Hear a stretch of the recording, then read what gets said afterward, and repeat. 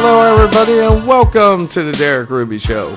I am your host, the previously mentioned Mr. Ruby, and this is my spoiler-free review of Thor Ragnarok. First, let's talk about the good. Chris Hemsworth is always amazing as Thor. If you've been a fan of his in the previous movies, you're not going to be disappointed. And for all the Loki fanboys and girls out there, Tom Hiddleston is heavily featured throughout this movie, so if you want your Loki fix, you're going to get it, and he's top-notch as always. And Cate Blanchett as the new antagonist Hela is amazing. So when it comes to the acting, you're not going to be disappointed. The fight scenes that are in this movie are excellent. The fight scene between Hulk and Thor lives up to the hype. If you've been waiting for the return of Hulk in the last few movies, you're not going to be disappointed because he's featured heavily throughout the entire thing. And Hulk does what Hulk does best. The story is very well paced and the CGI is amazing. If you get a chance to see this in 3D, I definitely recommend it because it looks stunning.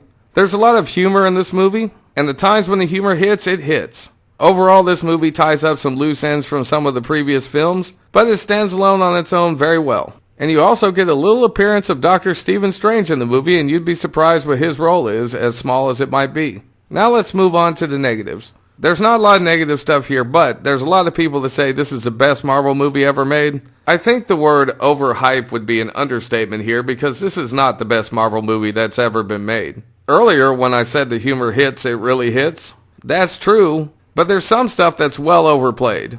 I would equate it to seeing somebody hit somebody in the face with a pie over and over again. The first couple times it's funny, but as it goes on and on and on, it gets old after a while. You could tell they were really trying to make this movie humorous like Guardians, and on some levels they were successful, and on some levels they failed a lot. The CGI, as I said earlier, looks amazing, but there's really not much of Earth, and very rarely are they ever there, so you pretty much get CG the entire time you're watching. Now, I'm not saying that this is necessarily a bad thing, but I would have liked to have seen some more realistic places. At the end of the day, though, the plot flowed good, it made sense, and I never had to look at my watch to see what time it was, hoping the movie would be over. I had fun, I enjoyed the movie, it was a good watch, and I would definitely recommend that you go see this. So I'm going to give Thor Ragnarok 4 stars. So thank you guys for listening to the Derek Ruby Show. You can follow me on Facebook, Twitter, Twitch, and Instagram. And as always, have a good one. And I'll see you guys next time.